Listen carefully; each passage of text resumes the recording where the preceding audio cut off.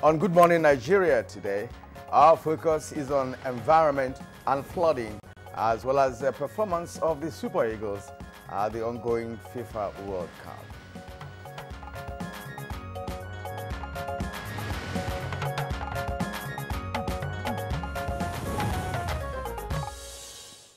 Globally, the rate of flooding occurrence in recent times has been unprecedented, with 70 million people exposed to flooding every year and more than 800 million living in flood-prone areas. And Nigeria is ranked with the 20 top countries whose present population and future scenarios are exposed to coastal flooding. That's right, Kirian. Nigeria has experienced devastating floods, which affected millions of people and caused fiscal losses amounting to billions of naira. And these hazards are generally linked to poor urban planning and climate change, especially in increased frequency and the intensity of rainfall. It is estimated that more than half of the world's population has been residing in cities, and by 2030, the number of people living in urban areas in developing countries will grow to 5 billion, that is 60% of the world population. Major challenges with rapid population growth and urbanization in Nigeria, which influence the risk of flooding in the country, have been poor planning or poor urban planning, in particular inadequate drainage system and the range of poor service urban utilities.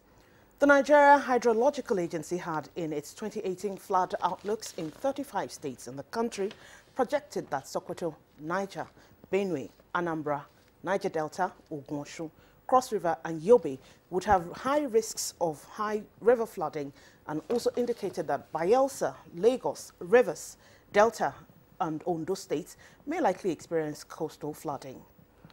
Yes, indeed, and it attributed this to a likely rise in the sea level and tidal surge, which would impact fishing and coastal transportation, while indicating that flash and urban flood were expected to occur in Port Harcourt, Sokoto, Lagos, Ibadan, Kaduna, Yola, Abuja, Maiduguri, Makurdi, Calabar, Jos, Owerri, Osogbo, and Ilorin. In fact, among other towns, this is becoming grim outlook there, Kirian. Exactly. Now, with the frequency of the rain, what are the measures that should be put in place to prevent flood in these places? Because that's almost all over the country. Exactly. And also, what is being done to promote flood risk awareness to the general public?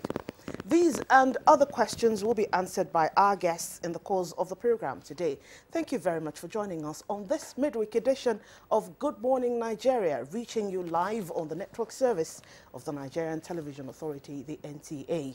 I am Sheung Olagunju. And I am Kirian Umayo, joining Sheung to say good to have you on the show today. And we shall also be taking a look at the performance of the Super Eagles in the ongoing FIFA World Cup in Russia. And as usual, we have our companion segments on the timeline for presentation, and they include newspaper review, business, sports, foreign, and entertainment news. For now, let's take the news highlights with Ogwa Vivian Onyedibe. Good morning, Ogwa. Good morning, Kirian. Good morning, Sheung. Good morning, Nigerians, and welcome to the news.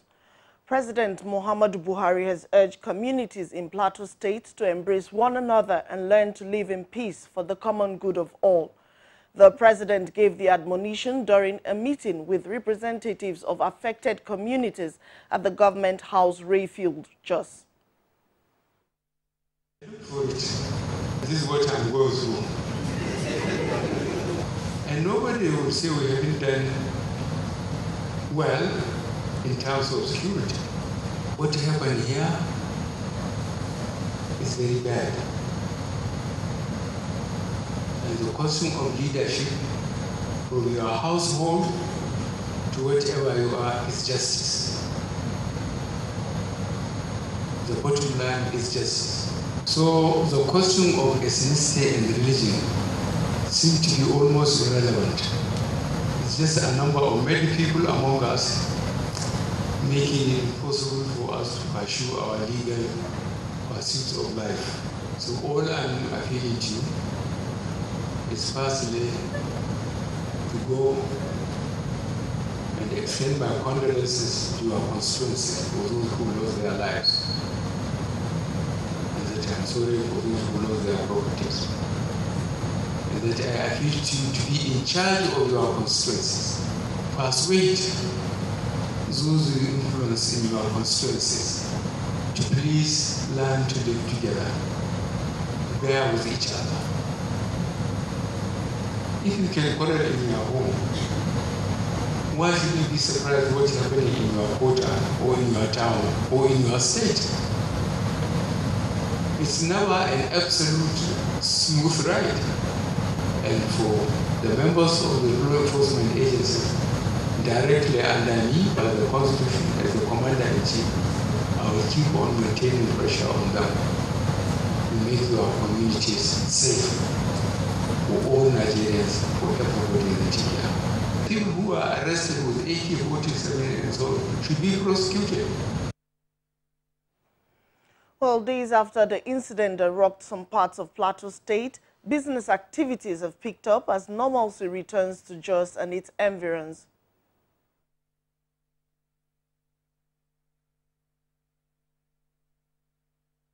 Which one is scam, It's scam. It's scam. But motorists are passing through than yesterday.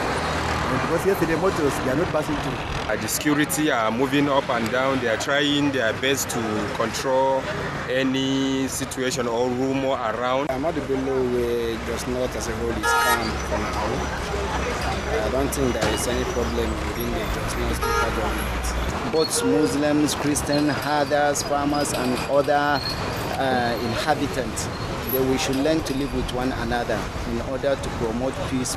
If you go out in the night, you will see police vehicles stationed strategically. So why not give us timely information to act? And away from that, the adoption of a zero-oil market-driven economy by President Muhammadu Buhari's administration is a deliberate plan to diversify the nation's economy through agriculture in order to boost food production.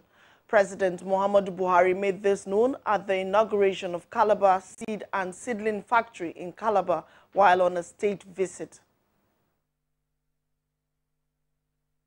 Indeed, this factory speaks loudly about the giant strides we are making in agriculture as a country. This monumental project for which we are gathered here today is a marvel to behold. What we expect is that seedlings from this factory will improve rice yield, thus helping to ensure rice sufficiency in the country and doing away with imports and saving foreign exchange for Nigeria. More than 6,000 children in Nigeria are presently enrolled in medical treatment for lead poisoning, according to Doctors Without Borders, a non-governmental organization. The focus is now on prevention, as Vice President Yemi Osinbajo says no country should have to pay for its economic prosperity and development with the lives and well-being of its people. As Nigeria traverses, and I quote, the road to shared mining prosperity, we must ensure that we do not do it in a way that harms our health or our environment. Artisanal mining and the life to enjoy the wealth from it is possible if we put in place the proper preventive measures and provide the right equipment. No country should have to pay for its economic prosperity and development with the lives and well-being of its people.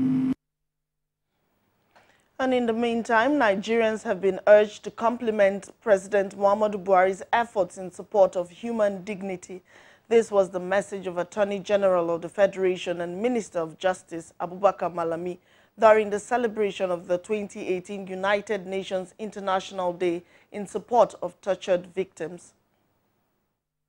The application of torture to extract confession from suspect or as a way of punishment amounts to a bypass of the judicial process by not subjecting the suspect to the time-honored practice of trial of suspects in the regular courts. Optional protocol of the United Nations Convention Against Torture, OPCAT, which imposes a responsibility of every state signatory to establish the National Committee Against Torture. It is therefore recommended to law enforcement agencies to take a cue from this message of the federal government on this day and stop all further acts of torture.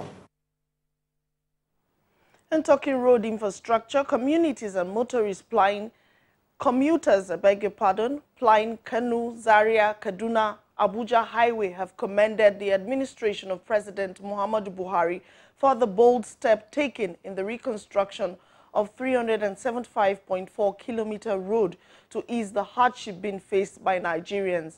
They gave the commendation at the flag-off of the reconstruction of the dual carriageway, section 1, 2, and 3 at Chiromawa in Kano State. We gather today to flag off the commencement of work on one of the most important road transport routes. In the face of limited revenues and resources, the President had approved the raising of a sovereign sukuk bond. It will boost our economy. The road is free. There will be no accident. This road will help the entirely people of this great nation. We are going to benefit a lot of things because of this road. And the Nigerian judiciary has continued to perfect strategies towards restoring the confidence of the citizens in that arm of government as the last resort. To this end, 7 new High Court judges of FCT have been sworn in by the Chief Justice of Nigeria, Justice Walter Onoge, to facilitate quick dispensation of justice. Let us move the Nigerian judiciary forward. I assure you that the Nigerian judiciary is one of the very best in the whole world. That is to do justice to all persons without fear or favor, affection or ill will. The newly elected chairman of the All Progressives Congress, Adams Oshomole, has formally assumed office with a promise that the governing party under his watch will provide support to President Buhari to carry on with the good work for the country. It is my prayer that yours will be a most distinguished and successful government. And if there is a gap, to explain that gap and to get those elected to explain to us what they will do differently to avoid deficit between promise and reality. And that's the news for now. Good Morning Nigeria continues with Shehu and Kirian after this break. Unemployment, notably youth unemployment, features strongly in our party's manifesto. We intend to attack the problem frontally through revival of agriculture.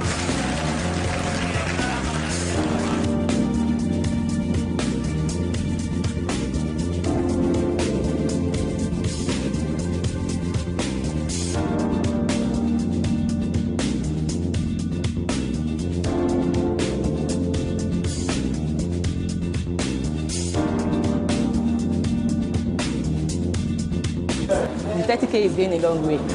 Actually, I bought an acre of land for 60K like 2012, and presently I have a cassava farm and a yam farm.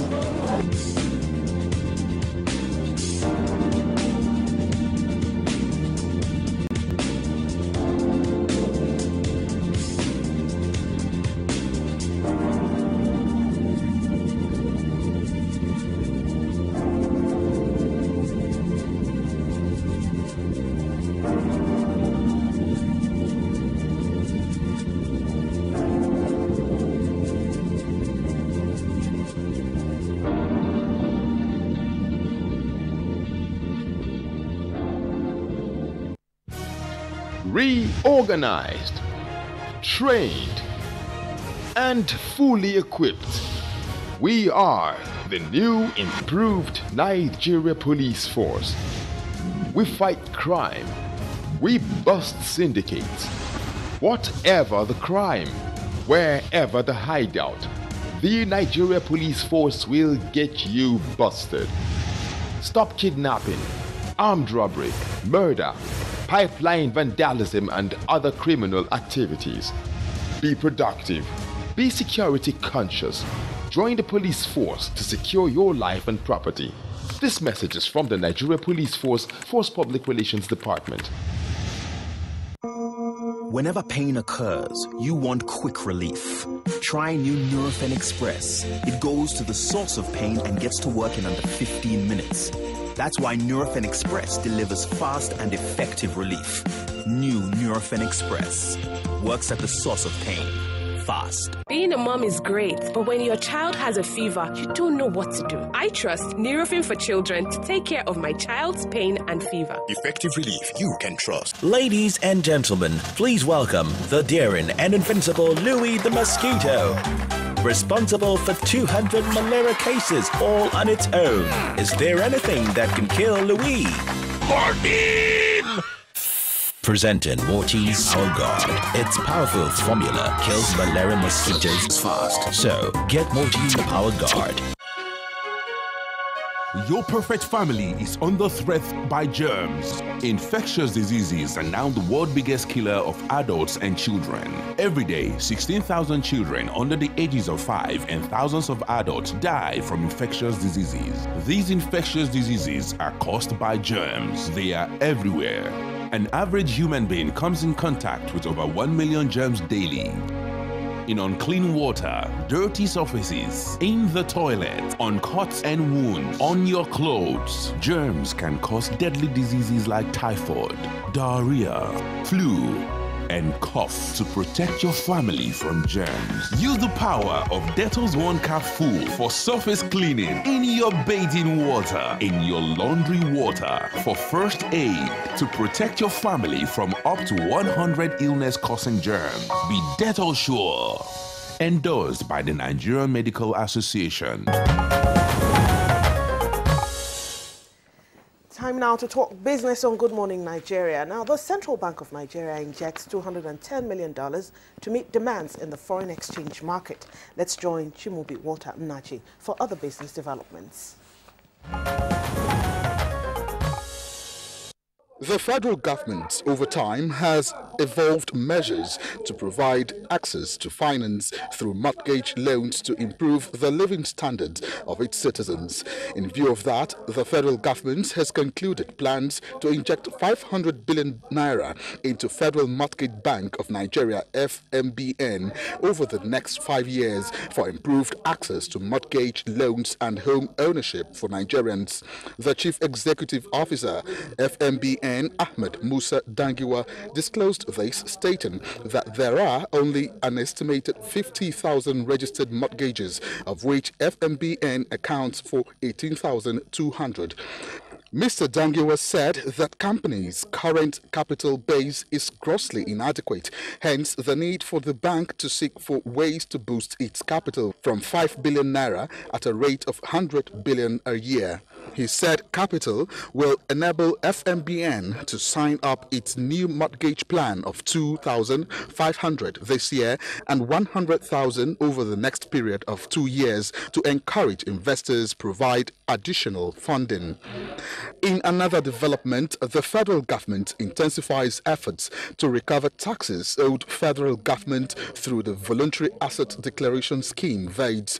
Experts have applauded the initiative, saying it will add to the nation's GDP, noting, however, that despite government's effort to recover stolen funds and taxes, many individuals and organizations are still not responding to the tax amnesty. And its tackling of corruption is, encouraging foreign investors to come in, is encouraging, even Nigerians ordinarily who would not do business with government to begin to consider some kind of PPP arrangements with the government's institutions. Equities market on Tuesday closed on a negative note as NSE All-Share Index depreciated by minus 0.01% to close at 37,988.54 basis points. Here are the closing figures of trading on the floor of the exchange.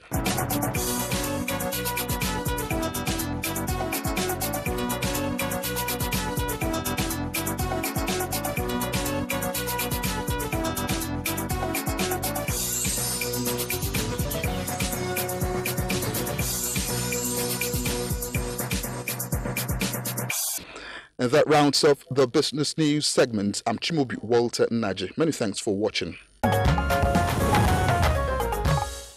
Thank you, Chimobi, for the business review. Next on Good Morning Nigeria is a newspaper review.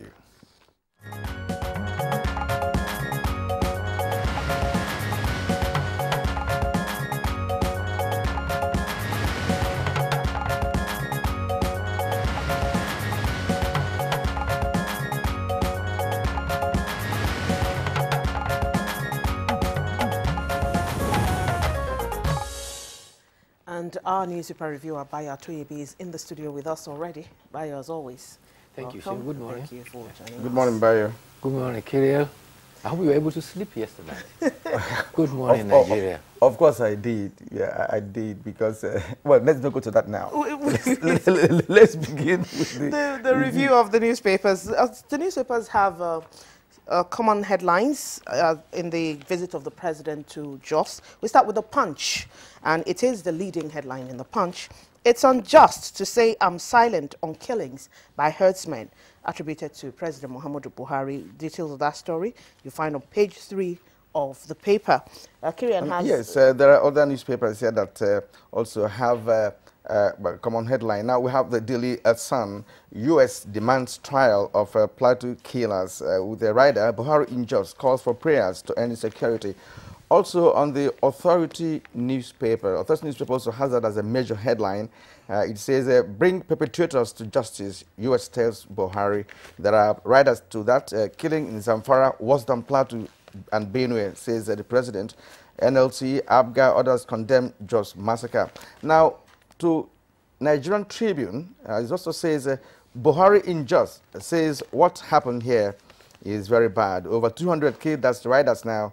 Killers came with sophisticated weapons, says Lalong, the governor of Plateau State. Perpetrators should be brought to justice, U.S. And then the Chief of Defense Staff deploys additional special forces, and the new Commissioner of Police takes over in Plateau State. The story is on page 28 of the Tribune. Maybe Bayo will make some comments here before we move to other. Muhammadu Buhari made a stopover in Plateau yesterday, and he held a meeting with community and religious leaders, as well as youth, women, trade union, as well as security chiefs and government officials. He enjoined all to avoid inflammatory utterances that will tend to endanger peace, and so that we can promote a conflict-free society. He urged traditional and community leaders to persuade their constituents to tolerate one another so that peace and unity can prevail. He reiterated his responsibility to protect lives and property, and he said he has directed special security agencies to put an end to the killings across the country. He said anyone found with weapons must be arrested and prosecuted. He emphasized that the crisis should not be given any religious connotation. Governor Simon Lalong, who said the president's visit, which followed that of the vice president, was very comforting to the people, however stressed that the president should direct security to commence house-to-house and community-community mop-up operations so as they can recover arms. He lamented that parties in the conflict had reneged on agreement to maintain peace. He said, given the number of villages ravaged, the federal government will have to be called upon to establish an emergency special intervention fund to help in reconstruction of the communities that have been destroyed. So far, the police report that about 50 houses, 2 cars, 50 motorcycles, and the death toll is said to be over 100. Meanwhile, like the story that Kirian you read, the United States State Department has expressed concern over the armed violence against civilians in Middle Belt region of Nigeria. Spokesperson for the Department of State, Heather Norret, called on political and community leaders to lend their voice to peace and work together for solutions to this rural conflict. A new commissioner of police has been posted to Plateau to enforce peace. It's a very sad state, yes. What is going on in Plateau State. Plateau, wanton loss of lives and property. Yes, it's very Plateau has been a challenge. There was a reprieve. For over 3 years, we never had it again, and now it is restored. Earlier on, what happened there was a native settler conflict. Again, usually, this is purely political and economic. It was given a religious connotation. The current one is herder farmers clash. Again, it is being given a dangerous whatever the religious reasons, connotation. we just hope these just have to go away. Yes, we well, can't continue when there's a waste lives problem, like this. unless you diagnose it properly, you are not likely to arrive at the appropriate solution. Yes. Anyway, we move on now. We return to the Punch. It has a number of headlines. We start from the top of the headlines. Banks must get Adeosun's approval before lending to states. That's according to the Debt Management Office. And Punch appoints new chairman director. That's following the death of the chairman of the Punch. And then they have a headline on the story on the World Cup. Gallant Eagles crash out, lose 2-1 to Argentina. And then down the page, the Punch, the front page, Plateau killings, Ezekwesili embarks on lone protest to Aso Villa. And that's what the picture story on the front page of the Punch is also all about.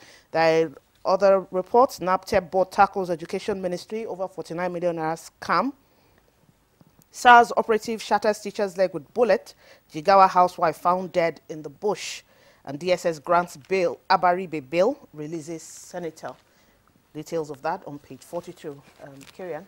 Okay, now to the Daily Sun, beside the nameplate, Abaribe freed as court washes hands off arrest. It's on page 4.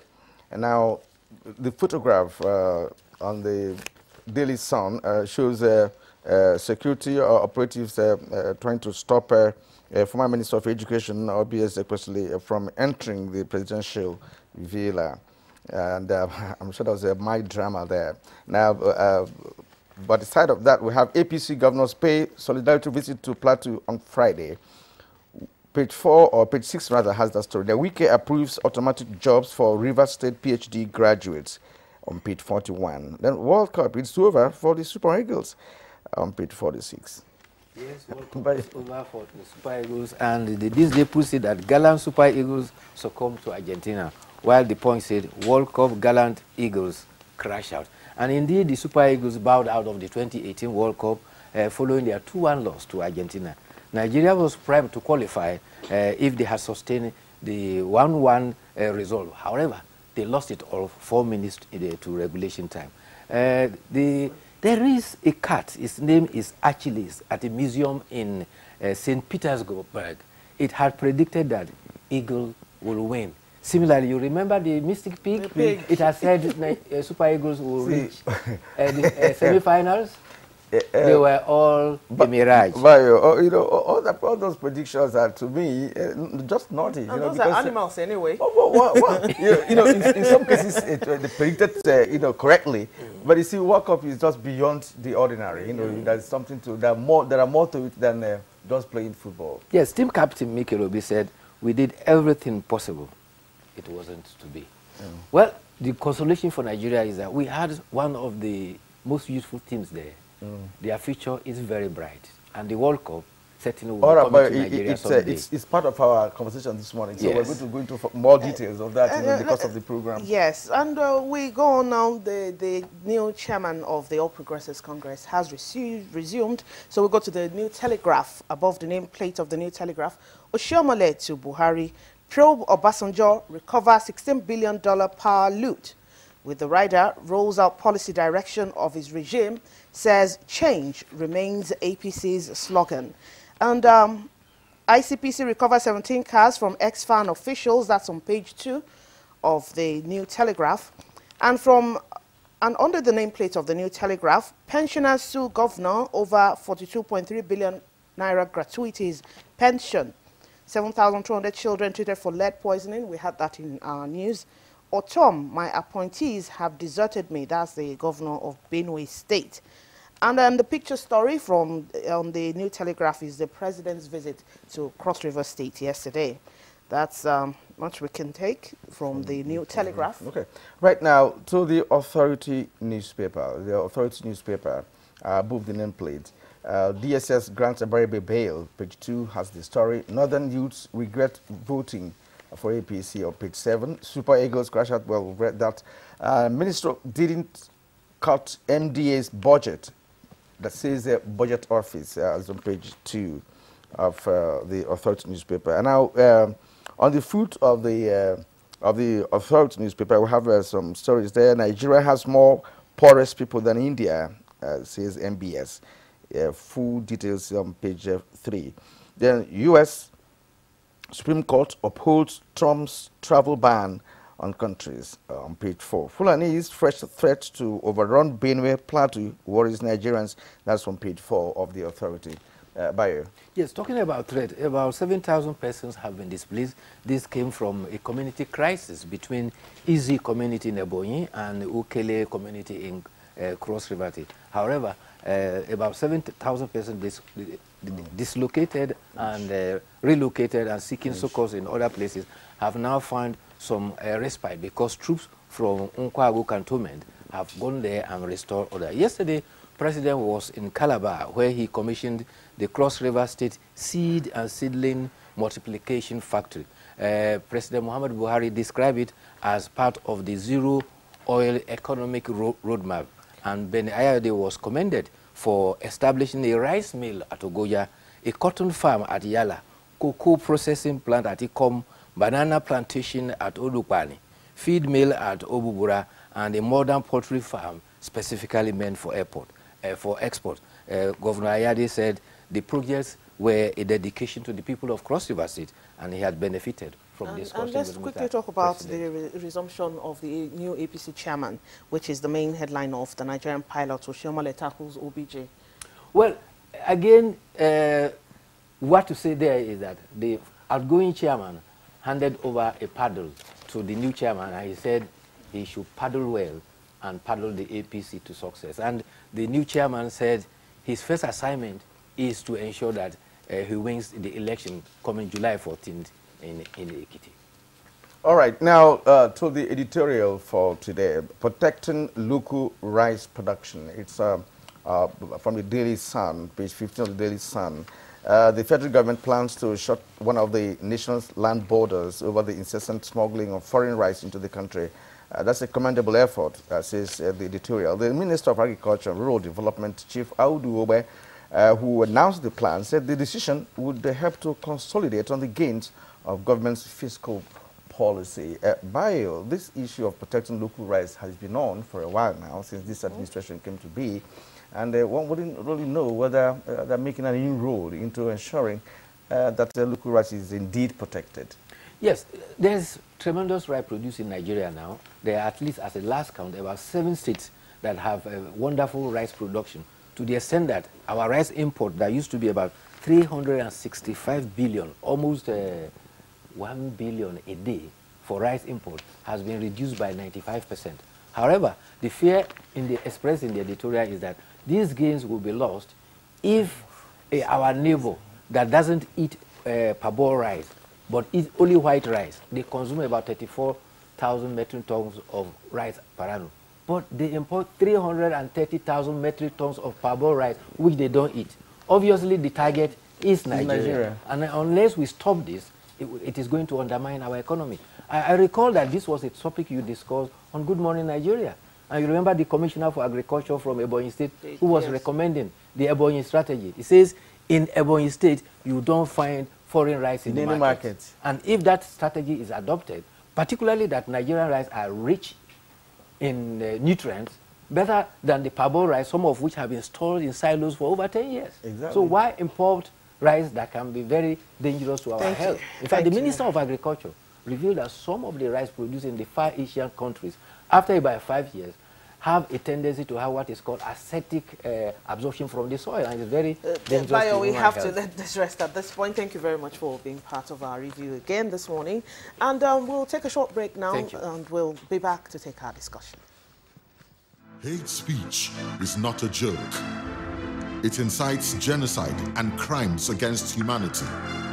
Most of Africa's civil wars are caused by hate speech from one tribe against another. We don't want it here. The Nigerian government stands firm against hate speech. Under no conditions whatsoever should we tolerate or excuse or justify hate speech or hateful conduct of any kind, especially where such is illegal.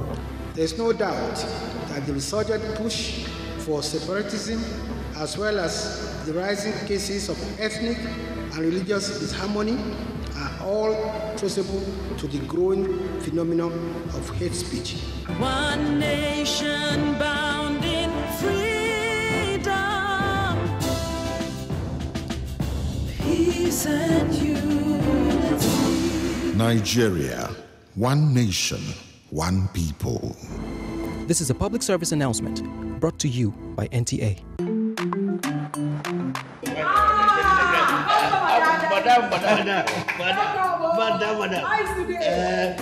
Brought us as usual. As usual. For the three put you are welcome, sir. As usual, yeah? You take that one. You take that one. You don't understand? We want Nigerian homegrown rice. Finish. You don't have? You don't have? Join the rice revolution today. No other rice that tastes like Nigerian rice. Are you sorry? That's the Nigerian rice we are talking about. Chocolate made in Nigerian rice. Healthy food. I'm going to bring Mrs. Mobu to come to chocolate rice of made in Nigeria here. And see how it are made. Correct. And how they are cook it. Correct. Homegrown rice are good for your health. It boosts our economy and give employment to our people. This message is brought to you by the Federal Ministry of Information and Culture. Whenever pain occurs, you want quick relief. Try new Nurofen Express. It goes to the source of pain and gets to work in under 15 minutes. That's why Nurofen Express delivers fast and effective relief. New Nurofen Express works at the source of pain. Fast. Being a mom is great, but when your child has a fever, you don't know what to do. I trust Nurofen for Children to take care of my child's pain and fever. Effective relief you can trust. Ladies and gentlemen, please welcome the daring and invincible Louis the Mosquito. Responsible for 200 malaria cases all on its own. Is there anything that can kill Louis? Morphine! Presenting Morty's Power Guard. Its powerful formula kills malaria mosquitoes fast. So, get Morty's Power Guard. You are watching Good Morning Nigeria on the network service of the NTA. Now, to start our discussion on the environment and flooding, let's take this report by Victor Azu.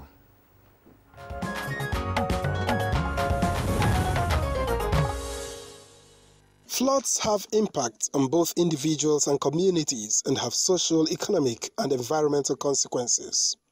The consequences of floods vary greatly depending on their location, duration, depth, and speed, and these could include loss of human lives, damage to property, destruction of crops, loss of livestock, and deterioration of health conditions owing to waterborne diseases. As communication links and infrastructure such as power plants, roads and bridges are damaged and disrupted, some economic activities may come to a standstill and people are forced to leave their homes.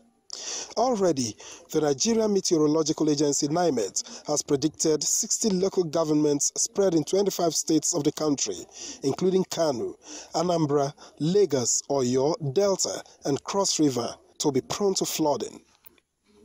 As this year's rainy season kicks into gear, therefore, it becomes expedient to identify and avoid as much as possible the human causes of flooding. In most cases, flooding is simply the result of a powerful weather system, but certain human activities can exacerbate the chances of flooding and make it worse when it occurs. For this reason, urban development, agriculture, and deforestation require careful management to keep natural disasters from occurring. Drains and waterways also need to be free of all forms of blockages to avoid flood disasters. For other precautionary measures, guests on Good Morning Nigeria are already seated.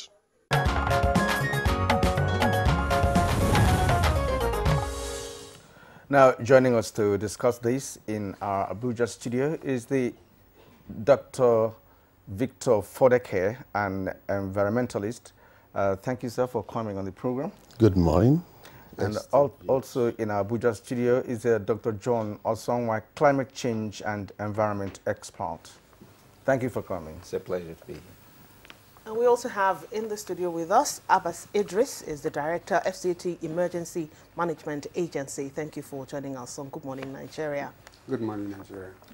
All right, gentlemen, you're welcome to the show. And let's begin this way. We have incidents of flooding in this country for some years now. The most devastating was that of 2012, which was still, make reference to because of the devastating nature of that flooding. Now, could it have been avoided in the first place? And let me begin with the environmentalist, Dr. Fodeke. Yes, it could have been avoided because we know that when floods are about to happen, we have the relevant agency, that is the NIMET, that has actually predicted and has been doing an excellent job. Because early warning system is one of the tools that if we take, that is when birds land at, men learn to shoot without missing. They also learn to fly without perching. When we are being warned that there are going to be incidents of flood, the next thing is to be prepared. That's the next level. Preparedness is the next level. We know exactly if we have what is called the hazard map or the flood map of the areas to be flooded. The next line is to design and ensure that the pathway for this flood is prepared and that we are ready to receive you, flood. Mr. Flood, you are coming. We are ready to receive you. We open some of the rivers needs to be dredged, some of the drainages need to be cleared, and we can actually store some of this flooded water and prepare for the dry season to be able to boost agricultural program as it's been done in China. That's what we need to do here. It is designed to be a disaster, but it will be a blessing for us because we can channelize this water, knowing fully well that there are times when it's going to be dry, and then we have the dry season farming. I think that is the beautiful thing about the very bad situation that we see now, because we know that it is coming. It's knocking at our door. NIMET tells us as areas, in fact, the hazard map should be the custodian of citizens in those localities that has been predicted that it will happen. And when you know that a thief is coming to your house at a particular time, you are well prepared. And the next level I want to talk about is that year in, year out, floods come in and take life. Then we need to have what is called first responders. Those who will save lives. To what happens after the flood. But we'll stick with preparedness for now, Dr. Osonwa. Let us talk about the preparedness. Flood is, like Dr. Fodeke just said, happens every time with devastating effects. What has been our state of preparedness over the years and what should be done to improve them? I agree with Dr. Fodeke. The problem we have, as he has pointed out, is that you have this historical mindset that traps people in ignorance. And by that I mean, if you go to parts of Ibadan, people have been flooded for centuries. You go to parts of the Niger Delta region, they experience flooding. You go to Kogi, if you're passing along the banks of River Niger, River Benue up north, you see that you will see watermarks on buildings clearly indicating that there has been flood. And sometimes you see 2 or 3 different water levels that are etched in the building now. That is an indication that these people have had flooding historically. But people, once the flood recedes, people still come back into these communities as if nothing has happened. And that is because we've been experiencing flooding even as children. We've always had flooding in Nigeria. But the problem that we have now is the floods we had when we were growing up are very different from what we're seeing now because there are climate change factors aggravating the situation. In the past, you have rains, you have minor flooding. Now we have a situation where because of climate change and global warming, the Arctic ice, if you're looking at the map of the world, the top region, if you're holding it as a football, the top section that you see, that's the Arctic Circle, has held ice for eons of years. And this ice is very massive. People don't understand the hugeness of the ice. The whole geographical region of Africa is about 30 million square kilometers. The Arctic region is also 30 million square kilometers. That gives you a sense. Nigeria is only 1 million square kilometers. So it is a huge expanse of ice, very thick, and it has been melting. We have satellite images from the US. If you look at the images in the past 30 years, that ice has melted by almost half. And it feeds into all the major oceans and seas, feeds into the Pacific Ocean, feeds into the Atlantic Ocean, which affects us, feeds into the Arctic Ocean, deals with England, Iceland, deals with Barents Sea. So it is a major distributor of water, and I'm talking about a lot of water. So what happens is, in areas where you ordinarily would not have flooding from average rain, now you have flooding because the water level is already higher than it should be. So that's why we're having all this flooding in Lagos, Ikoyi, VI. Then climate change has also made our land very dry. Desertification in the north leads to flash flooding. So people are not aware of these extraneous factors that are compounding the behavioral lapses that we see.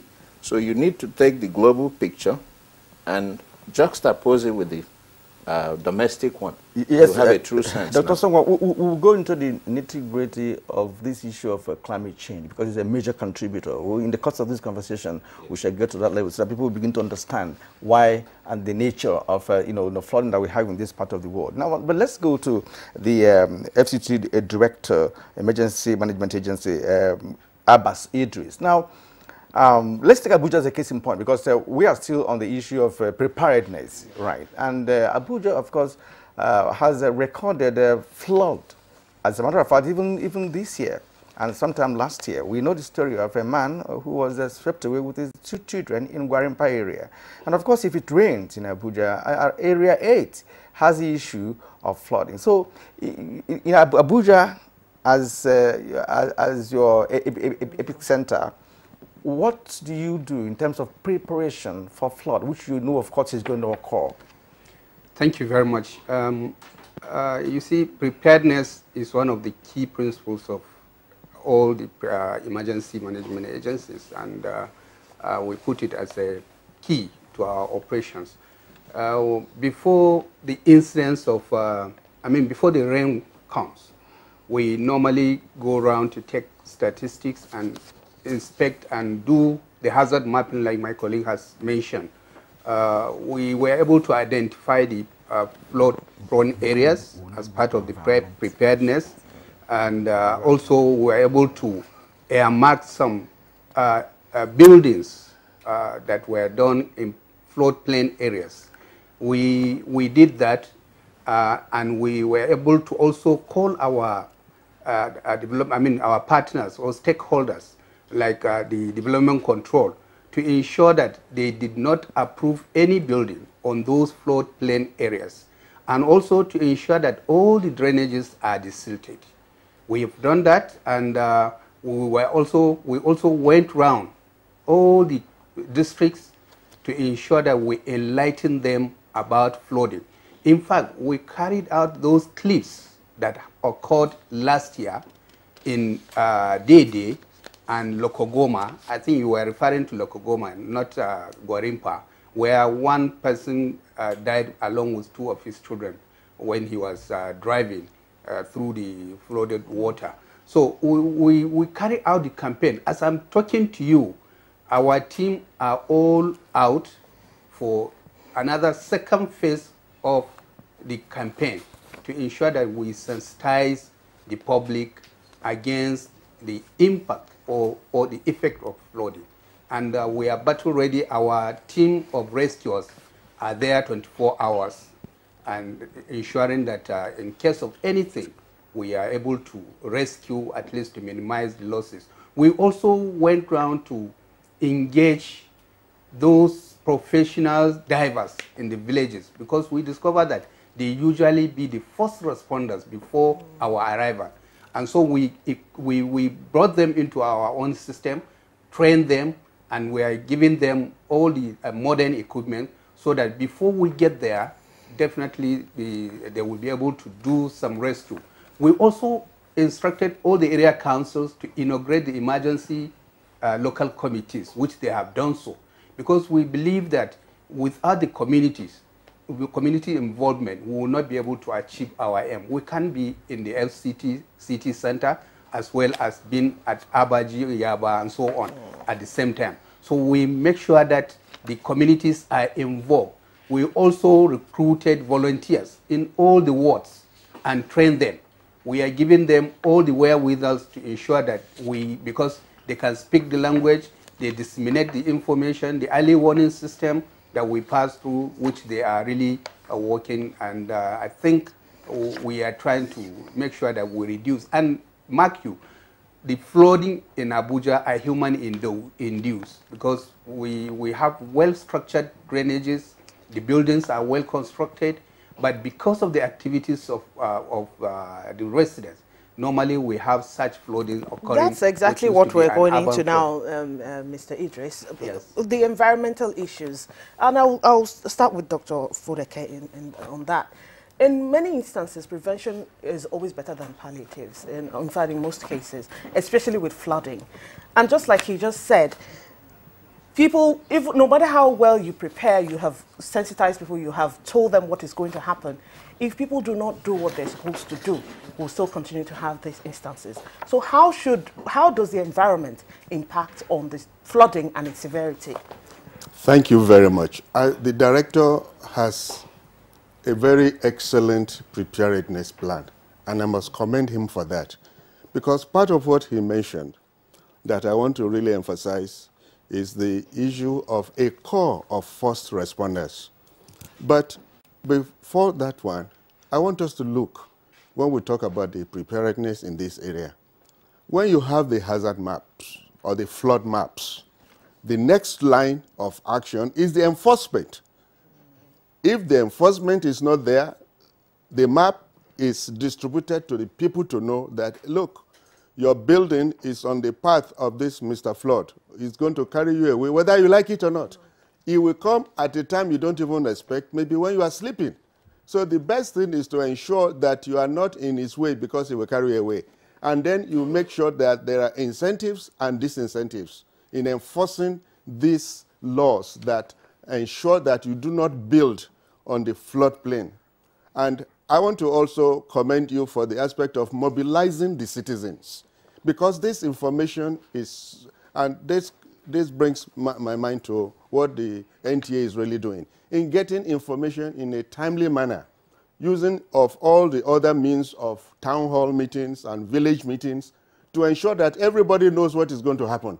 Because when the information is out in the developed world, they spend a lot of effort to ensure that you know this is going to happen. This is going to happen to you, and to ensure that you move, if your house or your building or whatever structure, and to ensure that they don't even cut some trees and all the sort of open things that are environmental things that can stop the water. Because this grassification and all the rest are means of arresting the water from moving away and carrying all the nutrients from the farmland there. So when you mobilize the citizens, you need to also let them to know what they need to do before help arrives. There are certain things you need to have with you, because it may take 1, 2, or 3 days before help arrives. And I just hope that this year there will be no loss of life, that all the effort we need to do is in preventing it before it happens, because it is too late to cry when all the destructions comes. And I want to also, when we talk about FCT here, our coastal areas are very flood-prone areas.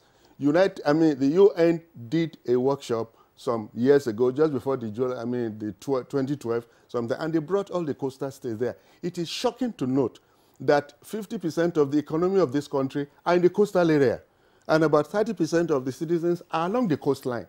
And there's a need for us to look at the strategic sort of implication of this one, and to know the economic implication of this, and to have a contingency plan.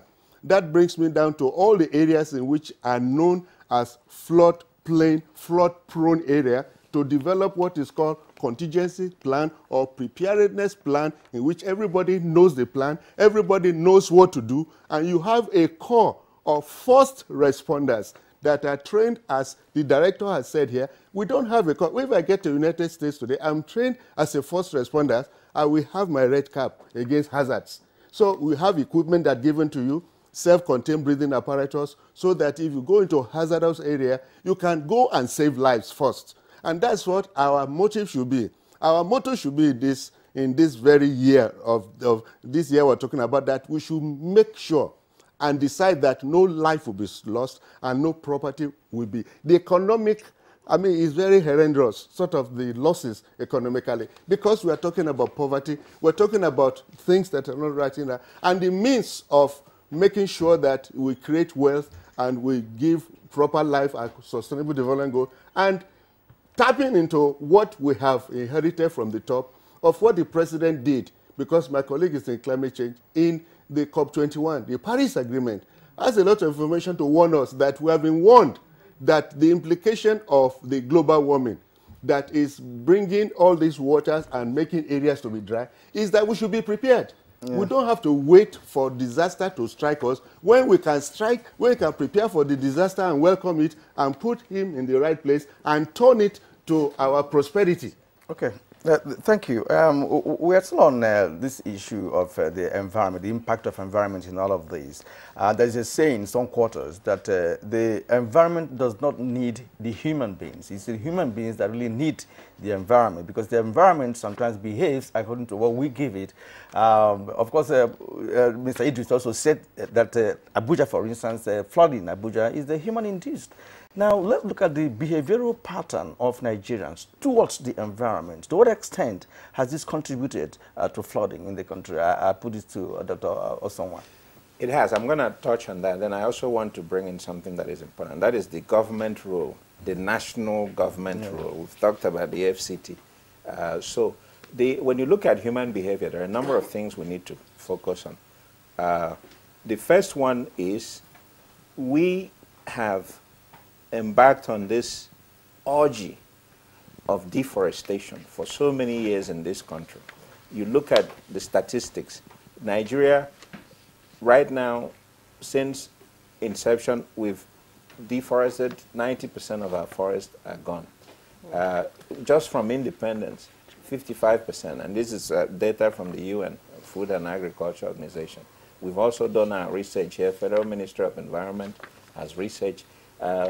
Every year, for every 1,000 hectares you have, we're losing 356. We're losing about 400, but we're only able to reforest 20-something. So the net loss is horrendous. So the impact of that is when rain comes, before it becomes flooding, usually you're supposed to have barriers. Trees are natural barriers to flooding, but we have stripped away our environment of trees. It's always shocking to me. You come into any estate in Abuja or any place, you have 200 houses, somebody's developing an estate, not a single tree planted. Every place is concretized or interlocking. And that's just an atrocious kind of urban development. You wouldn't see that anywhere in the world. You're supposed to have a certain quantum of green areas for a certain quantum of houses that you develop. But here, everything is stripped. We're doing plazas, we're doing malls, we're doing estates, and we're not incorporating trees and proper drainage systems. So that's a major problem. Deforestation is affecting us in the south, where you have massive erosion. In the north, it's affecting us. Now we have deforestation. So that's one thing we need to check. The other one is something that is very common, use of sachet water plastics. People drink this stuff and just throw it onto the ground. But the problem with that is even when you throw it onto dry ground, the moment wind begins to blow or there is rain, those things have a natural tendency to go to lower ground. And that lower ground in most cases is your drainage systems, your gutters. So it clogs the gutter ways. And people are just oblivious of the dangers of having this clogged drainage system. So when it begins to rain, even when you wouldn't ordinarily have flooding, now you have flood because the drainage systems are already clogged up. So my advice to people, now we're getting into the rainy season, have communal cleanup days, weekends, Saturdays, whatever. The whole community will come and say, today we're going to clean all our drains. It will help you avoid flooding. It will also help you avoid disease, malaria, because those things also harbor malaria. That's where they breed. So now you're dealing with two interrelated environmental problems.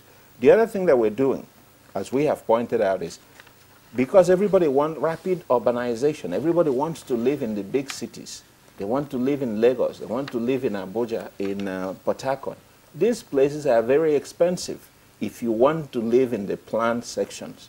So what people do is they will go and get cheap land on the outskirts where maybe development has not even arrived.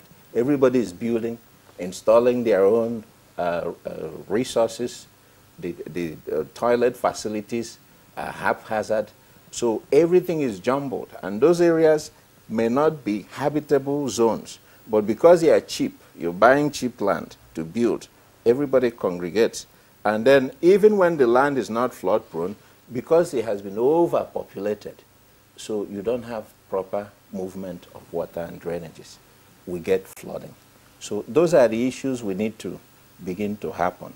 But when we get to that stage, I also want to talk about government responsibility.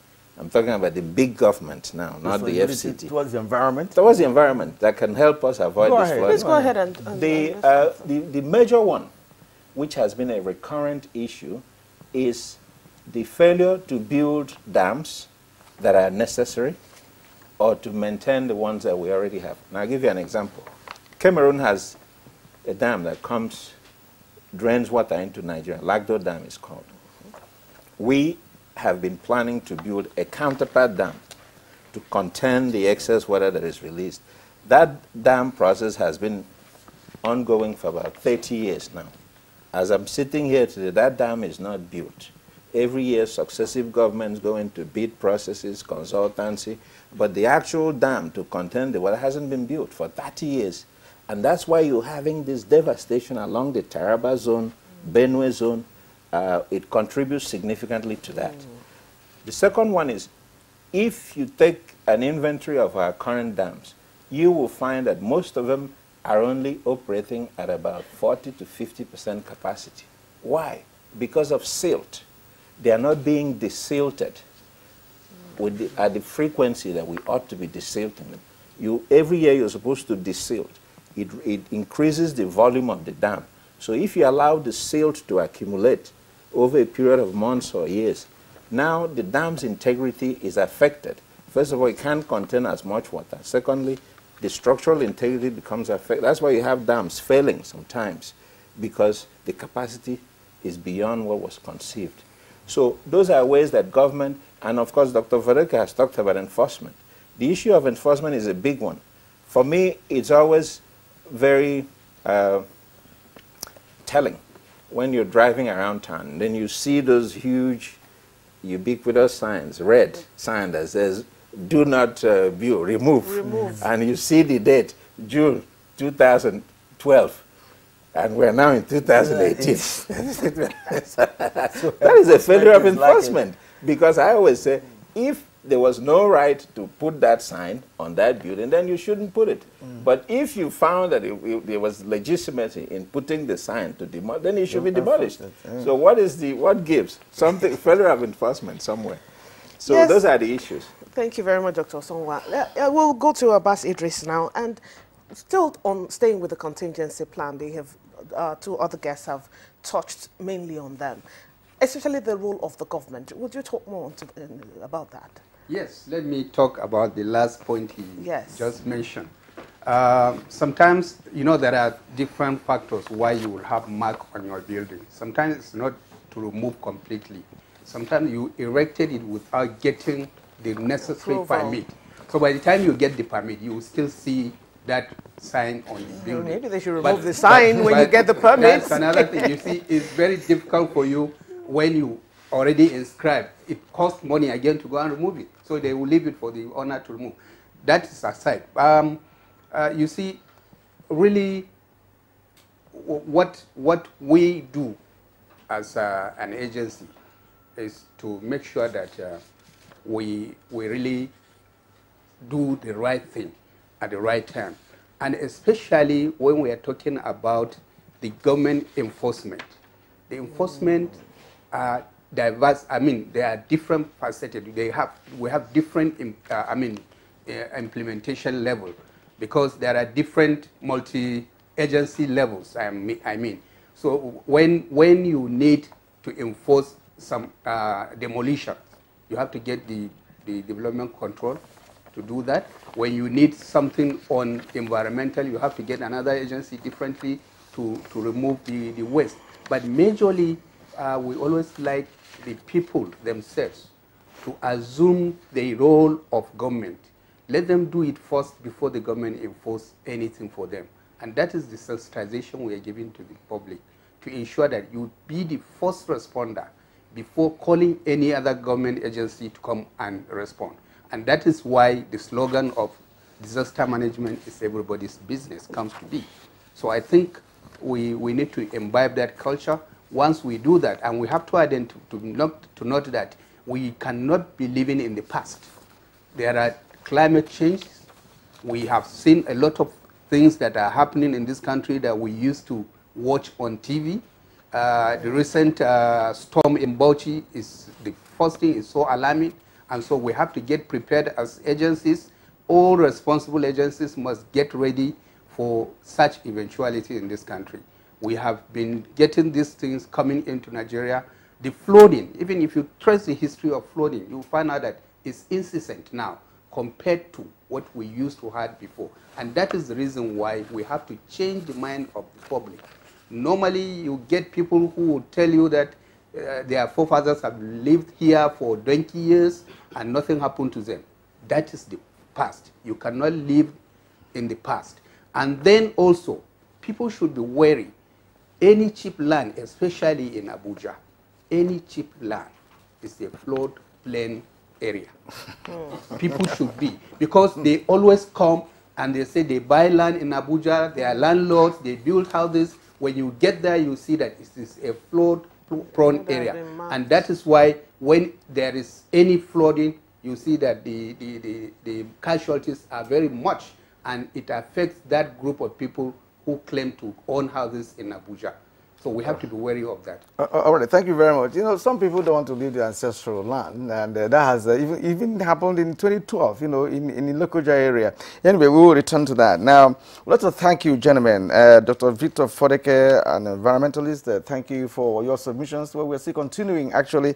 And we have Dr. John Osonwa. Thank you for your submissions. We're still continuing. And, of course, Abbas Idris. Now, Nigerians are beginning to react to this conversation and, of course, making their own input to the conversation by way of tweets. And I'll begin by this tweet from Motana Farouk. One of the major causes of disastrous flooding is indiscriminate waste disposal. Educating people about this habit is a sine qua non for the prevention of environmental hazard. Environment and its components are blessing to us, but they have been blemished by man's quest. And Mike Anyako says managing garbage by both individuals and government is still a very big challenge in the country. People don't make use of garbage bags. Garbages are thrown out anyhow. Some roads don't have good drainages. The ones that have are littered with garbages. We need to change our attitude as the rainy season is with us to prevent flooding. Regulatory agencies must spell out penalties to possible malfeasance of the rules by recalcitrant individuals. We must always ensure that we keep our environment clean. Cleanliness, they say, is next to godliness. Now, Dele Jackson Solomon, arguably, over time, the efforts of stakeholders to address the challenges of flooding appears to have been limited by lack of reliable data, a lack of awareness amongst the population affected, and a lack of knowledge of flood risk mitigation. The federal government must empower NIMET to do more.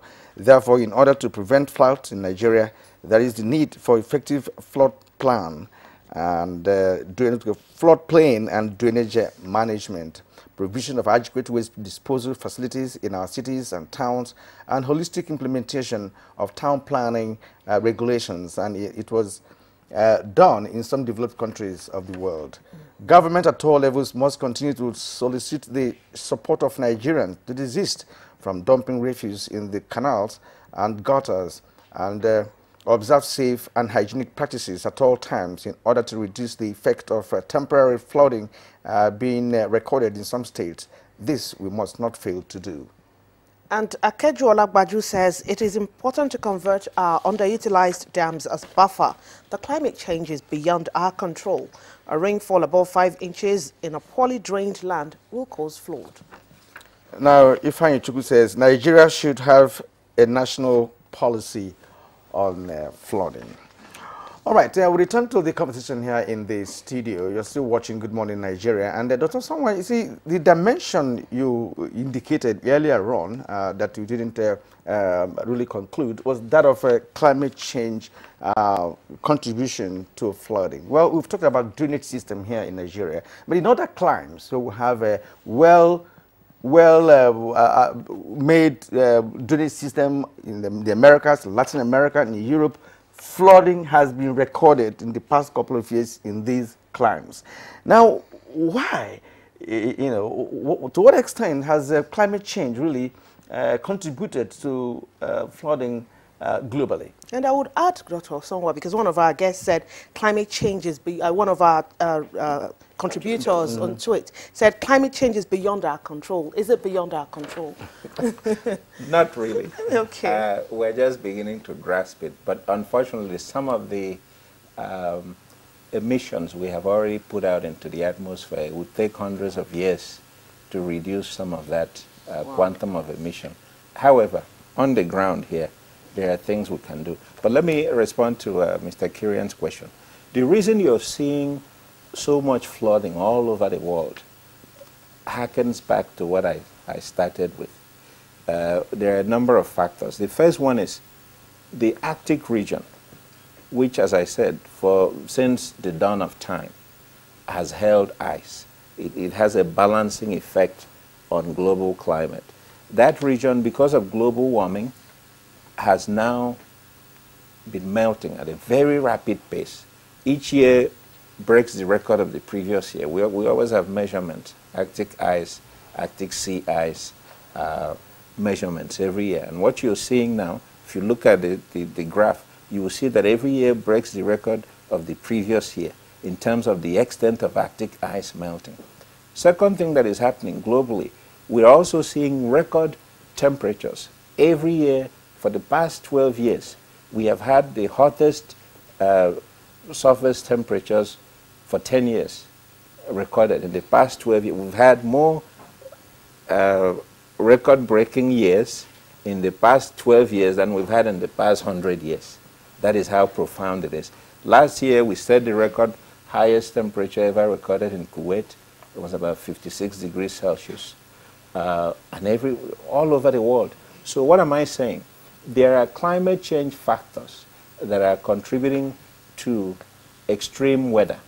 Flooding is one of the consequences of that.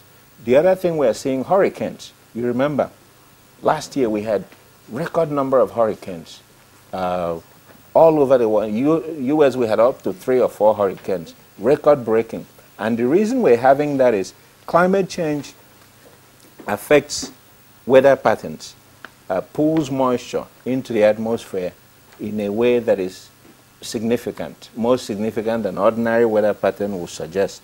So when that thing comes back, whether it is rain or it is snow or it comes in the form of hurricane, it is more severe. So the coastal areas also, as I said, because the sea is higher, naturally higher, and this affects Lagos, VI, VGC, all those choice areas in Lagos, the sea is naturally higher than now. The water table is higher. So what that means is you don't need too much rain for it to overflow. And that is happening in New York, it's happening in Boston where I live, all the coastal cities in the US are experiencing this. And that also affects us. We're on this side of the Atlantic, they're on the other side. Same phenomenon. So another factor that is a problem here is what we call weather variability. Climate change disrupts the natural weather pattern that we're used to. It used to be you could have a clear demarcation between Harmattan season and rainy season. But in some years, we're not seeing that anymore. You may be surprised to see December. Torrential rain in December, and people are not prepared for that. You may be outdoors, as somebody was driving and was swept away. And this is particularly dangerous in the northern part of Nigeria because the ground has become desertified in most areas. It has become very solid, almost like concrete. So it has lost its natural ability to absorb water. So when you have flash flooding, it's because you're not getting like the absorption rate. For the flood. Thank you. So it's within 5 minutes you can be in flood that will, 6 inches of flood water can sweep a grown man off his feet. Wow. Dr. Fodeke, I would want us to also still talk about this issue of attitude.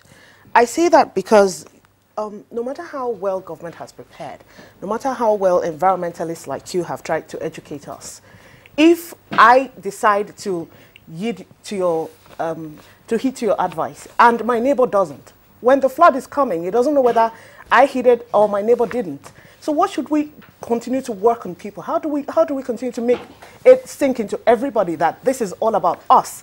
The flood does not know who is obeying it and who doesn't. Well, this is where your organization comes in. Information, repetition is the law of deep impression. The more information you give, the more you need to reinforce, because some people don't even hear the first time. They don't hear the second time. And you need to continue to repeat it and to be able to use the faith-based institution in our churches, in our mosque, when the sermon is going on, to create a special session to warn the people, to change our attitude, because it is our attitude that is responsible for all these various disasters that we see. Because just as we have rightly said, one person obeys, the other does not obey. Look at the environment, the health impact of this flooding we're talking about. The water moves from the gutters and pollutes, it pollutes your well, it pollutes your streams with a lot of sort of diseases that we have. We are hearing of cholera outbreak in some states right now, and it's a result of this dirty water.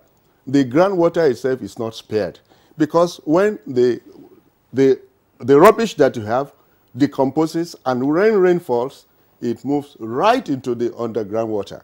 And underground water are not easily cleaned up. It moves several thousands of kilometers. And this attitudinal change is something which we should reinforce. About 1% of Nigerians are aware of the diseases that happen to them and linking it to their own habit. Once you cannot link that one, the social media should come out with that to mention it as what the NTA has been doing in the past year. Say, no be another person like day for danger. Now you, when you are in your compound dirty, make sure when you know allow dirty for your road there. The moment a person realizes that it is the excreta that you open defecation is what the flies visit and puts it on your food that gives you the cholera, the sort of the diarrhea and all these intestinal sort of disease that you have. People cannot link it. This is what makes people to describe their house. If you are going on Cocoa Street and along the street you will see a huge rubbish dump. Next to it is my house, because it is not something of a pride. In US, it is said that not in my backyard. That was the first slogan. The next slogan was, not even in my neighbor's backyard. We will not allow such type of thing to be with you. And we need to continue to reinforce this. And I want to really appeal to the private sector who can partner with the media houses to be able to send this message out in something that is quite different from the normal commercials, to sponsor programs, to sponsor jingles, to sponsor adverts that relate to the health of the people, because the health of the people is the wealth of the people. The person that is sick cannot go and sell your small business that you have. You cannot go there for 2 or 3 days because you have malaria. The malaria has been caused by something you did not see. That rubbish that Dr. Soma said, it collects the water from the water sachets and brings a situation whereby the mosquito breeds there and they visit you at a time you don't know, and they come and sing in your ears. And when you are down with malaria, your business is also down with malaria. And that's what people need to link with the, linking the diseases with their habit. And when the message goes on, we use our schools, we use our faith institution, we use every means to bring the message home that it is like sound bites, audio-visual things, and people can get it. And sooner or later, this will begin to sink.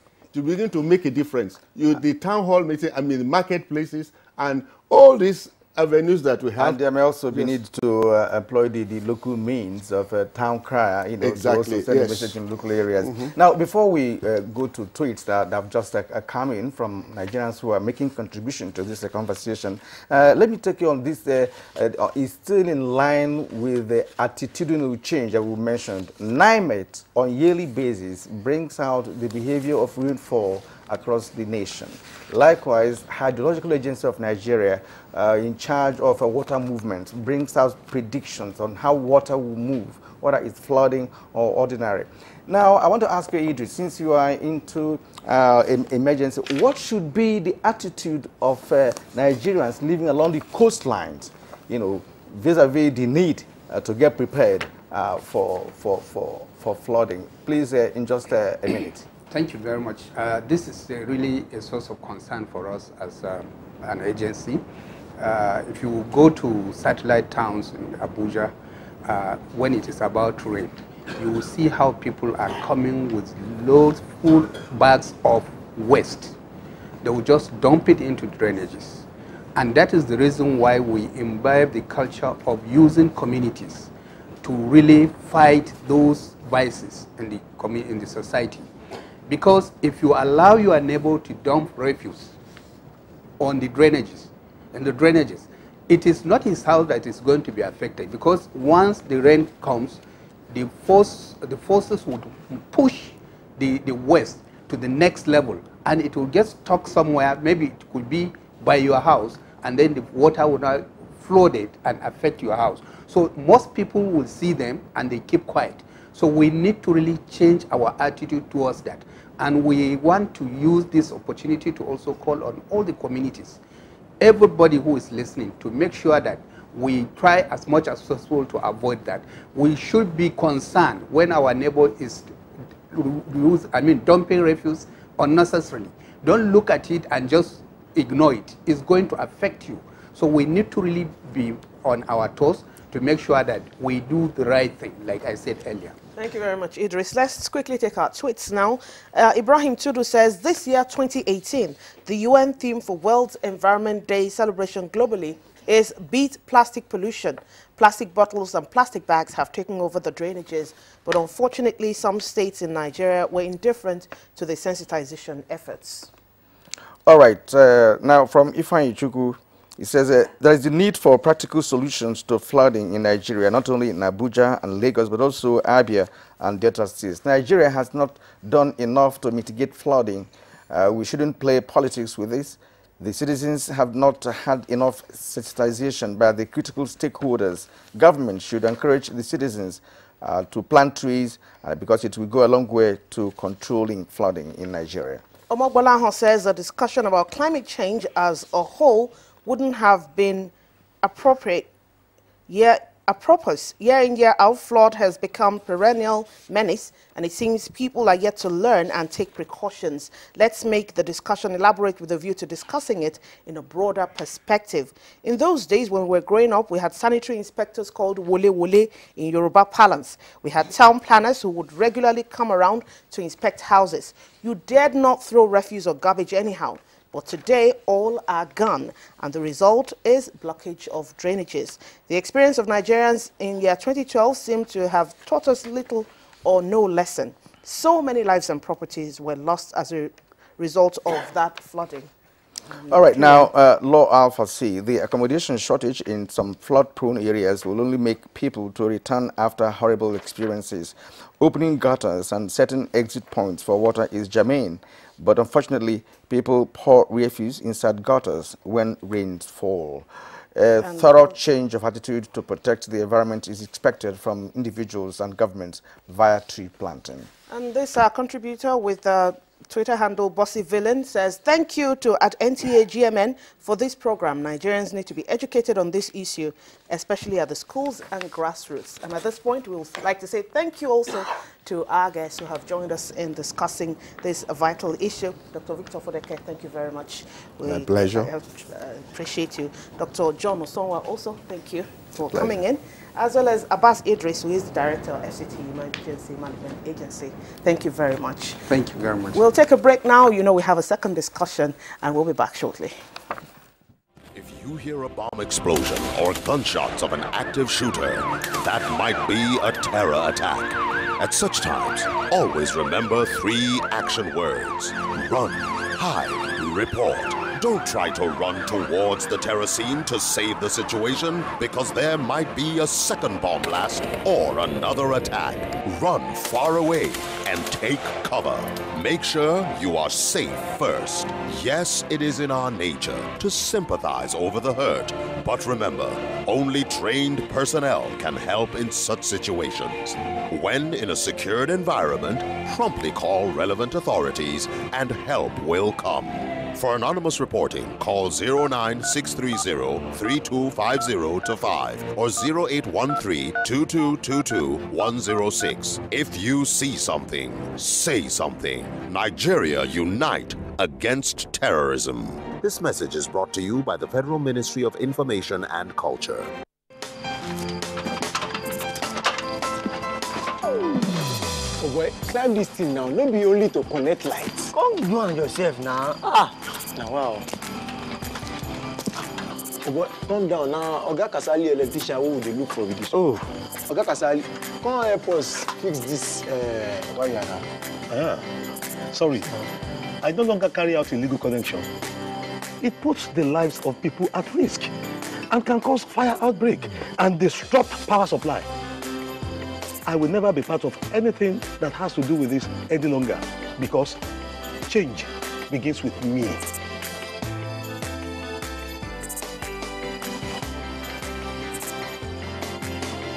Oh boy, letting him talk makes sense. Oh boy, we could carry this ladder from over.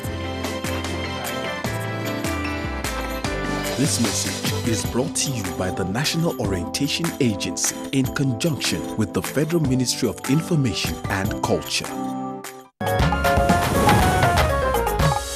Going to our next discussion now, which is about sports. It is Londonga news that Nigerian Super Eagles failed to reach the World Cup knockout stages after losing to Argentina as they finished in the 3rd spot on the Group D log. Our sports desk has the details of the match, which is an introduction to our discussion.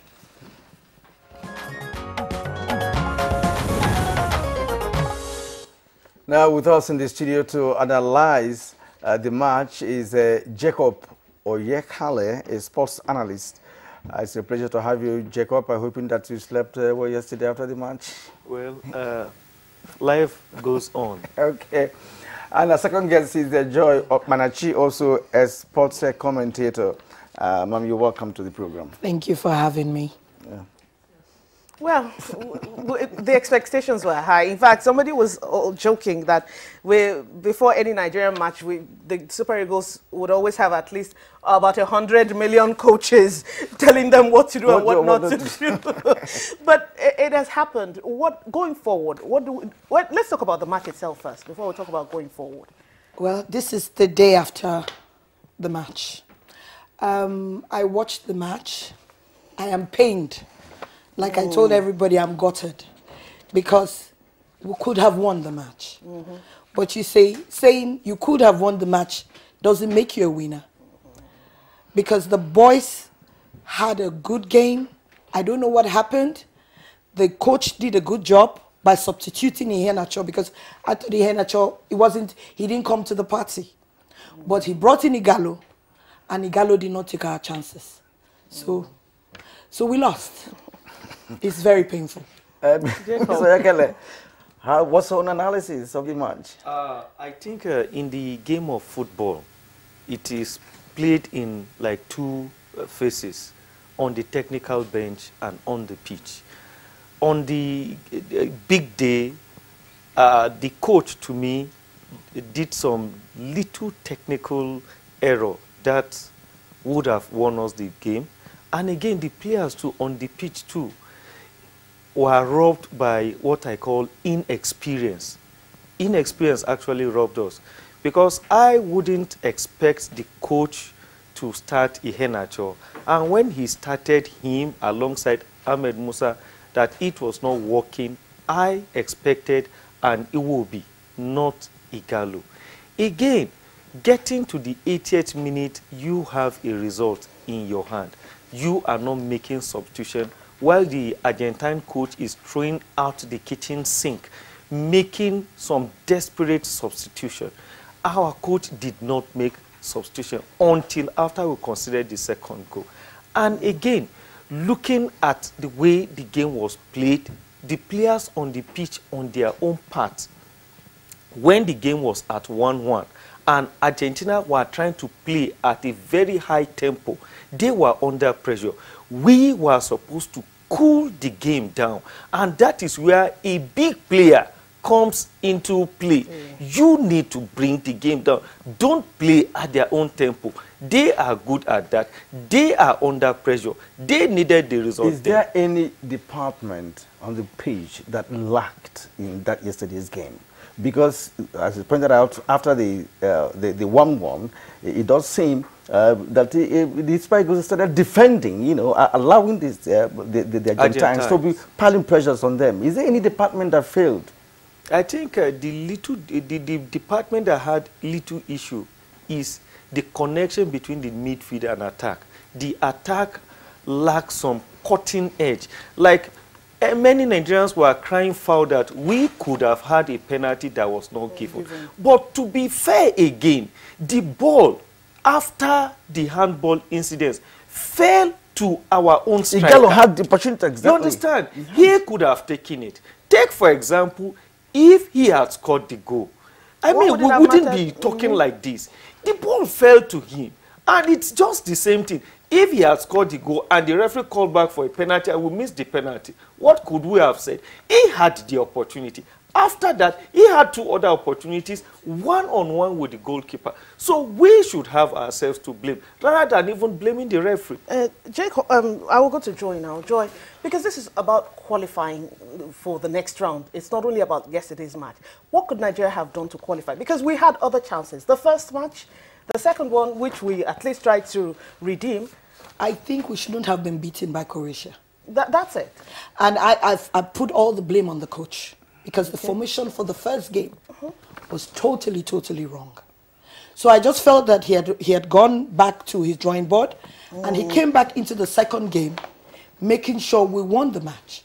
And that's what he did. So I expected him to do his homework and make sure for the third game, we just needed a draw. So I don't understand what went wrong. But one thing I have noticed, and what I saw yesterday, is that the big guns come, you know, all out when it matters the most. Because we should have taken the advantage that the Argentine team were in disarray because of the problem they were having.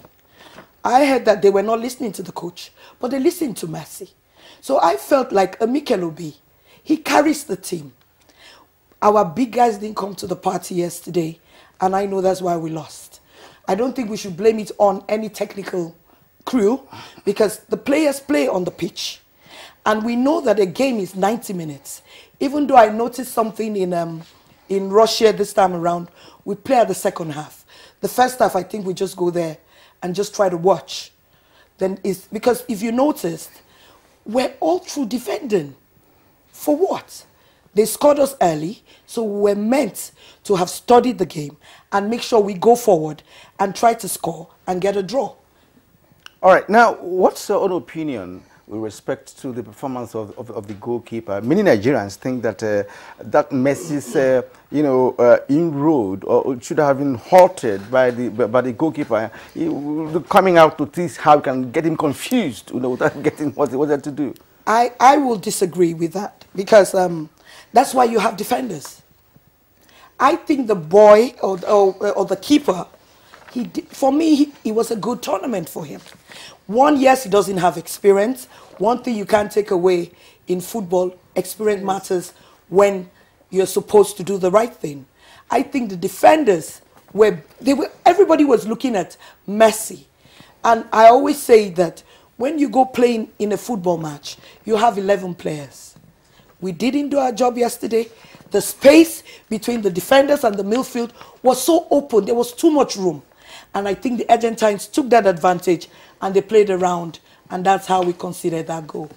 Victor, let's talk. Some people are saying that we had a young team, in fact, the youngest team of the tournament. But then it's not about it because they qualified for the World Cup. They are on the stage with everybody else, and they should have risen up to that challenge. We had that kind of experience also.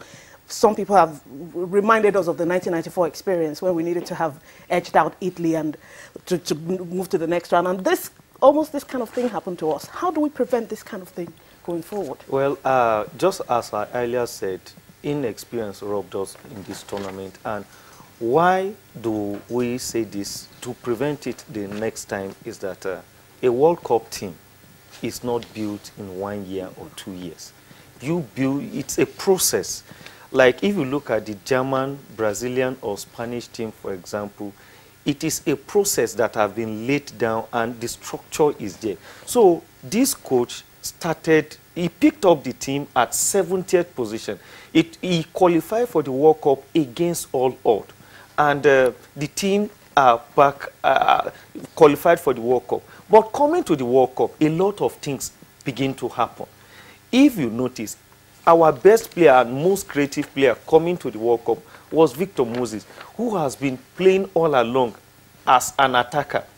Suddenly, at this World Cup, after the first match, he was deployed to play as a wing back, which affects our team. In Chelsea, where he plays, he has other players that are creative in the team, and Hazard, Costa last season, and William, big players. But in Nigeria, he is our most creative player, and you deploy him to wing back, and you expect us to create something. So I think, well, it's good for the team. Inexperience has robbed us. But the best thing moving forward is to make sure you keep this team intact. Because by the time they grow, 2022, this team will do exploit if they are not allowed to, go their different paths. And the coach is allowed to really, allow the team to grow. Because we need to get our sporting structure right in this country. If the structure is there, all you just need to do, the few ones that are aging or that will lose form will be replaced by those ones that are hungrier to really take the place. Jacob, let's look at this from a broader perspective now, looking at Africa as a continent and our performance in World Cups. It's becoming a shame on this continent that has played the game of football for a very long time. Yet when it comes to World Cup, we have this lackluster performance that, in fact, we don't graduate to the very, sensitive level of World Cup. Why should that be? I think a lot of things a lot of factors play its part. When you see the best legs in Africa play their trades in Europe, that's one. And basically, we need to really develop our own at home. We don't need to always depend on the talent in Europe because, well, argument might be based that even South Americans, most of their best players play in Europe. But their leagues, they are far, far better than what we have in Africa. Another thing, in Africa, most of the coaches are imported to Africa. Nigeria, you have a foreign coach. Egypt, you have a foreign coach. The same thing with Morocco. Only Senegal went with an indigenous coach, meaning that we depended on coaches from Europe. And most of these coaches, their counterpart in Europe, know them so well. Another factor is that football has gone scientific. And many times in Africa, we still play analog kind of football. Even discovering our players, you discover players late. While in Europe, they discover their players as early as 2, 3, 4, 5 years. But our players, you begin to, scout for players when they are 18, 19, 20. And they say they are 12, some of them. Joy, you could speak to that too. Yeah. Africa as a continent, what do we need to do to fit into the world stage? Well, like he said, he's saying that we should improve our leagues. But I will use South Africa as an example. They have a fantastic leave and they didn't qualify for the World Cup. So when you look at football, and you know the problem in Africa for me is more of politics. For the first time I'm impressed with Nigeria. It's not about where are you from, what geographical place are you from.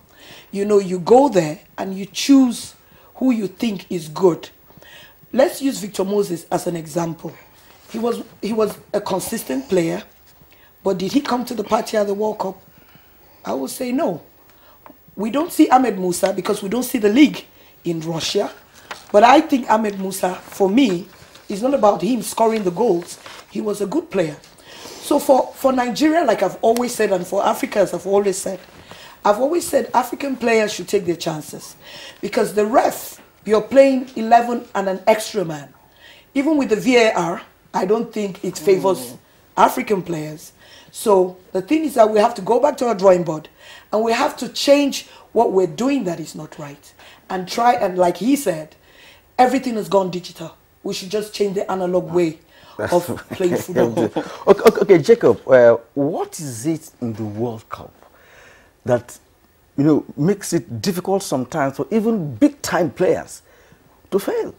Because, of course, it played out, you know, so far. This is the 14th day of the game, and moving forward too, we could see more big players fall.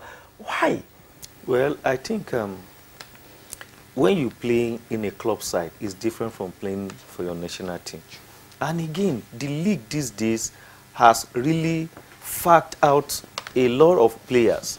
They play in the Champions League, play 38 games all through the season, and the season ended less than a month before the World Cup. So the player virtually have no time to rest. And again, training with their national team maybe before the World Cup, 2 weeks maximum. And those that played in the Champions League were even given extended break. So it is hard for them before some of them will really pick up. It might be at the second round. And definitely some players could be slow starters into the World Cup. And we shouldn't just only talk about the known names, because at the World Cup, new names are made. Yes, Joy. This is the day after, like you started with, the deed has been done. We can talk all we can, it can't change the result. Yes. So your final thoughts on this? My final thoughts is that Nigerians shouldn't castigate the boys. Okay. I think when they come back, they should celebrate them and try to tell them that don't believe in big names. You go there, play your game, because everybody uses the World Cup as a benchmark to get to better clubs. And that is what everybody does. I know that it's painful. Everybody is gutted. Everybody is feeling so bad today. But you see, I want to give kudos to our lads. It was a good tournament. And we should make sure we keep that team, keep that coach, and we'll get further in 2022. Jacob, keep that coach. Your final thought? Yeah, they should keep the coach. Continuity should be the key. And for Africa as a whole, we need to now sit back, try to think and look at ourselves. We must really make an impact in the world. We are beginning to become just training materials at the World Cup, because the highest we have gone has been the quarterfinal, and it doesn't seem we might be able to even surpass that at this World Cup, because Senegal today, if they don't win too, they might crash out. All right. Thank you very much indeed, Jacob Oyekale, sports analyst. Thank you for your contributions this morning. The Eagles have failed, but they may have their chances again in the future. Thank you indeed for coming. And Joy Okpanachi, I'm so interested in your submissions, because you know, when I see ladies talking sports like this, especially football, you know, yes. I feel happy. Thank you for sharing your thoughts too with us on the program. Thanks for having me. That's Joy Okpanachi there for you.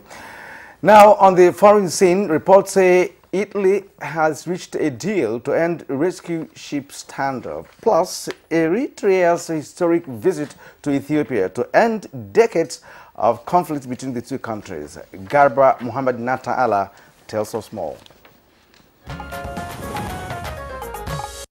Italy says it has reached a deal with Malta to end the problem of a rescue ship stranded for 5 days with more than 230 migrants on board.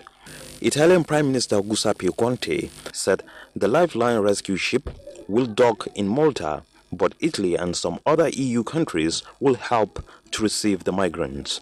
The dispute started over the Lifeline rescue ship carrying 630 migrants that were taken to the Spanish seaport of Valencia last week after being blocked by Italy and Malta. Italy's Interior Minister Matteo Salvini called it an outlaw ship before the deal with Malta was announced. Malta has not yet confirmed the deal, which does not extend to other ships. Maltese government said it wanted countries to share responsibility.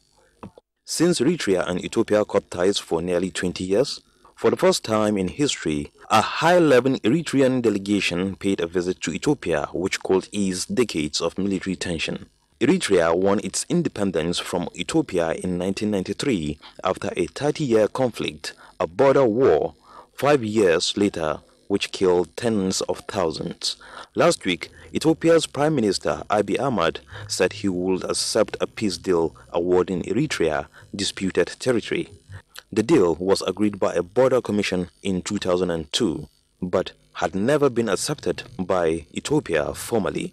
Writing on Twitter, Ethiopia's Prime Minister's Chief of Staff said the Prime Minister hopes the visit will create the needed platform for a much brighter future for the two countries.